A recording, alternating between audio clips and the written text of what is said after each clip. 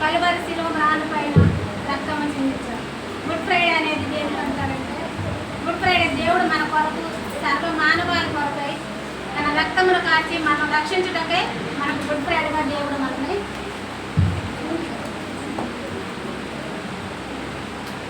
దేవుడు నాకు ఇచ్చిన అవకాశానికి వందనాలు. మీ అందరూ నమ్మవేపడుకున్నాను. గుడ్ ఫ్రైడే అనేది మనకి దేవుడు మన జీవితంలో గొప్ప దండకరమైన అనుభవం. క్రీస్తు మన కొరకు చనిపోవుట గుడ్ ఫ్రైడే.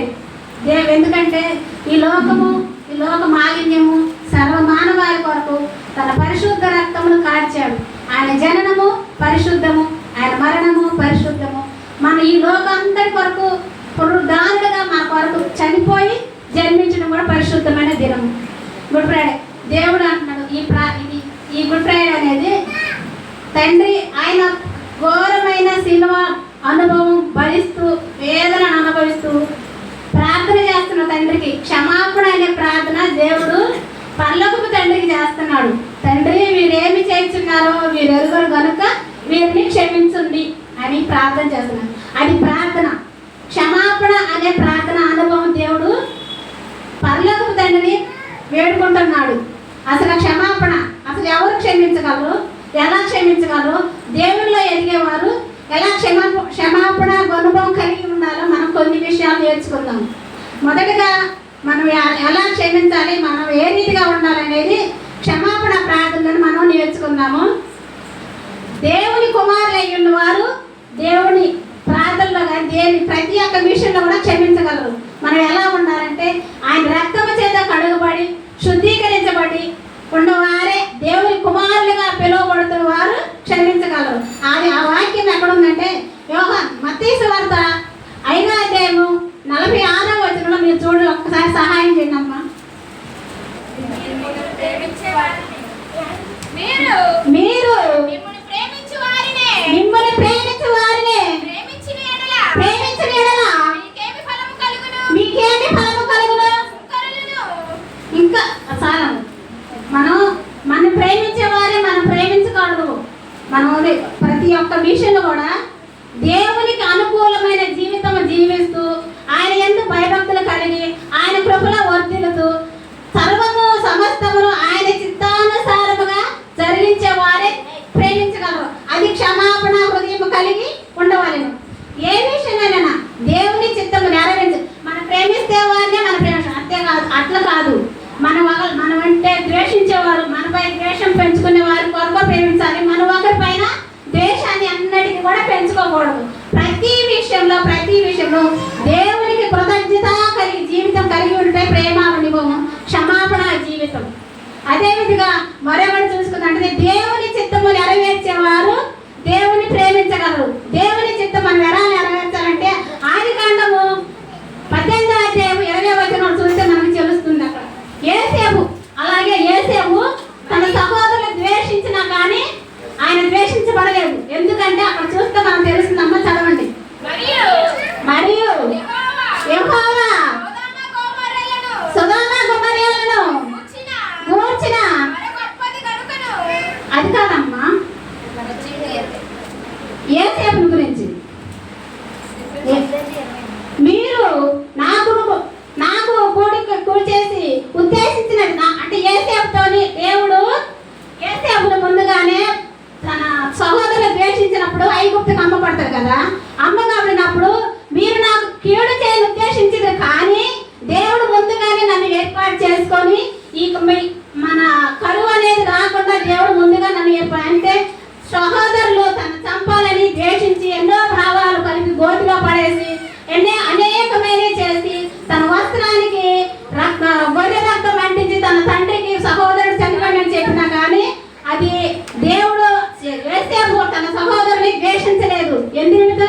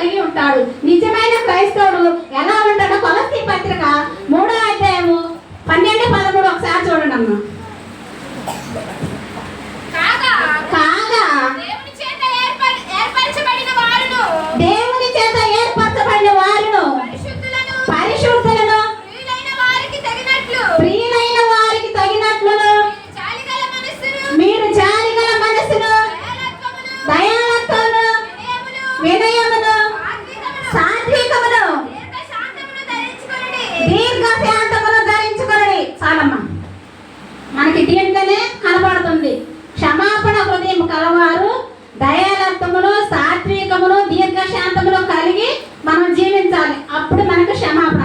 మన పాపములకు ఒక ఆయన అంత మ్రానిపైన శిలువ బాధను అనుభవిస్తూ కూడా తండ్రిని అడుగుతున్నాడు, వీరేమి చేస్తున్నారో తండ్రి వీరు ఎరుగురని అడుగుతున్నాడు. అలాంటి హృదయం కలిగి మనం కూడా దీర్ఘశాంతము, దయాలత్వము, మంచితనము, సాత్వికముతో, దేవుని యందు భయముతో, భక్తితో మనం జీవిస్తే మనకు అది ఆ తండ్రి ఇచ్చే దీవెన ఆశీర్వాదాలు ఎన్నింపు శక్యము కానీ ఆశీర్వాదాలు మనం అనుభవిస్తూ ఉంటామమ్మా.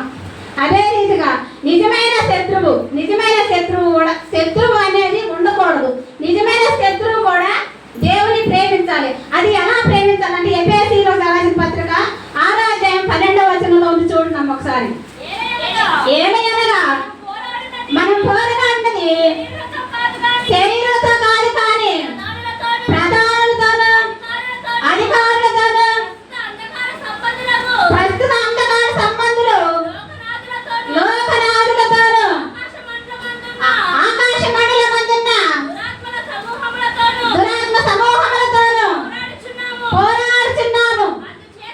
అందుచేతను మీరు ఆపద్దినమునందు వారిని ఎదిరించుటకును సమస్తము నెరవేర్చిన వారయ్యుందురు. చాలమ్మ, మనం పోరాడేది ఎవరు కోరుకుంటే ఆకాశమందు దురాత్మ సమూహములతో మనం పోరాడుతున్నాను. ప్రతి ఒక్క విషయంలోనే మన పోరాట శరీరదారులతో కాదు, దురాత్మ సమూహములతోను.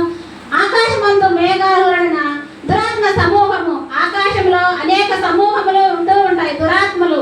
ఇవి అనేకులమైన వేదనలు కలిగిస్తూ అనేకమైన శోధనలు రావాలని అలా చేస్తుంటారు. కానీ అలా మనం ఉండకూడదు.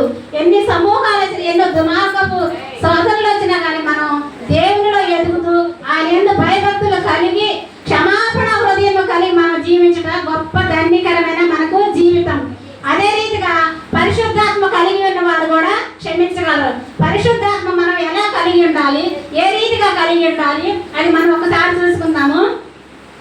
అపోస్తల కార్యములు 7వ అధ్యాయము 55 నుంచి 69 వరకు చదవడం ఒక్కసారి.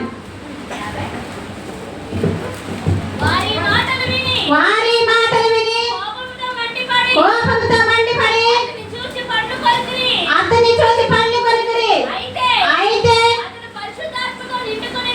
అతడు పరిశుద్ధాత్మతో నిండుకొని వాడై ఆకాశం వైపు తేరి చూచుచు దేవుని మహిమను యేసు దేవుని కుడి పార్శ్వమందు నిలిచి ఉండుట చూసి ఆకాశము తెరవబడి మనిషి కుమారుడు దేవుని కుడి పార్శ్వమందు నిలిచి ఉండు చూచుచున్నారని చెప్పెను. చాలము.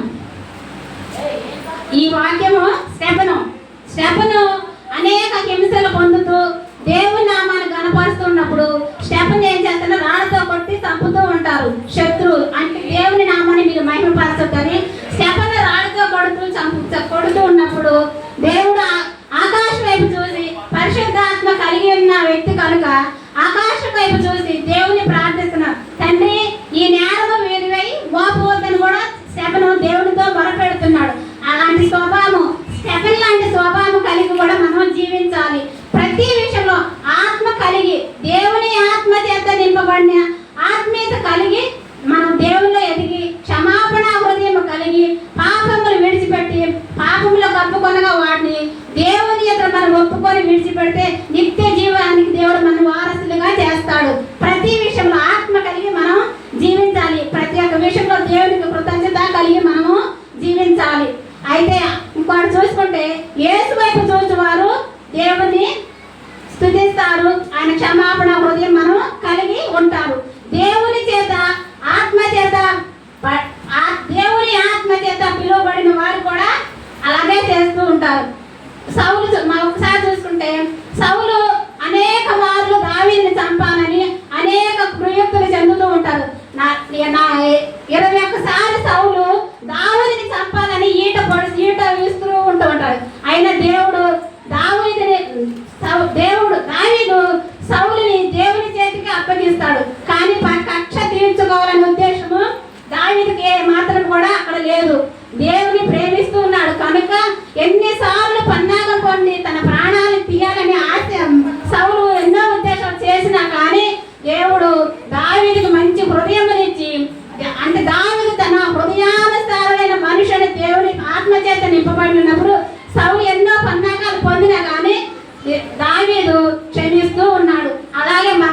ఎవరైనా ఏదైనా మన పట్ల కొంచెం కోపంగా మాట్లాడిన మనం ఎక్కడ కూడా ద్వేషించుకోకూడదు, హింసించకూడదు.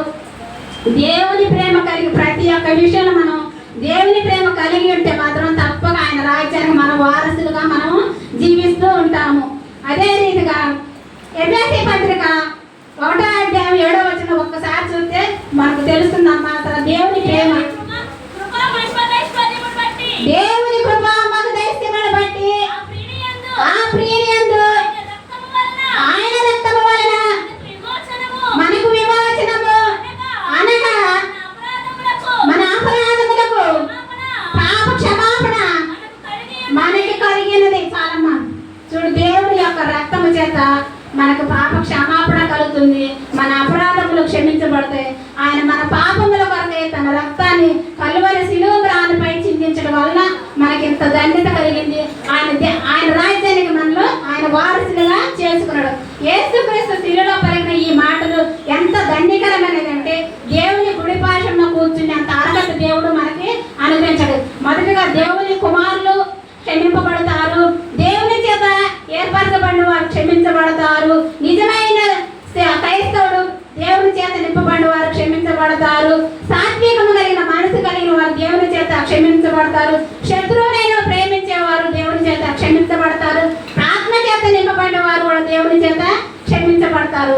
దావీదు వలె మంచి మనసు కలిగి, శబన వలె మంచి ఆత్మీయత కలిగి మనం జీవిస్తున్న జీవితానికి ఆయన మనకు తన రాజ్యంలో మనకి నిత్య రాజ్య వారస్తాన్ని దేవుడు అనుగ్రహిస్తాడు. యేసుక్రీస్తు శిలువమానుపై ఘోరమైన హింసలు, అనేక శ్రమలు అనుభవించి మన పాపముల నిమిత్తమై, మన శాపముల నిమిత్తమై 1 దెబ్బ కొట్టబడి ఈడ్చబడి దేహమంతా గాయముల చేత నింపబడినా కానీ, రక్తము దారులై పారినా కానీ ఆయన ఎంత దీన మనసు కలిగి ప్రార్థిస్తున్నాడు. క్షమాపణ ప్రార్థన కలిగి ఆయన మన కొరకు ఈ లోక సర్వ మానవాళి కొరకు రక్తము కాల్చిన ఆ తండ్రికి ఏమిచ్చి మనం రుణం తీర్చగలమమ్మా? ఏమి ఇచ్చినా రుణం తీర్చగలదు. తల్లి అయినా ప్రాణం పెడుతూ, తండ్రి అయినా ప్రాణం పోతుందంటే, ప్రాణం అంటే ఆశ కలిగి ఉంటారు కానీ ప్రాణం ఇచ్చేవారు ఈ లోకంలో కూడా ఎవరు లేరు. కానీ మన సృష్టించిన ఆ తండ్రి మన పాప భారము నిమిత్తమై సర్వమును సమస్తము తను తగ్గించుకొని రిక్తునిగా చేసుకొని ఈ లోకములో నశించిపోతున్న ప్రతి ఆత్మను ఆయన రక్షించగలిగి సర్వ మానవాళ కొరకే తన ప్రాణం పెట్టాడు.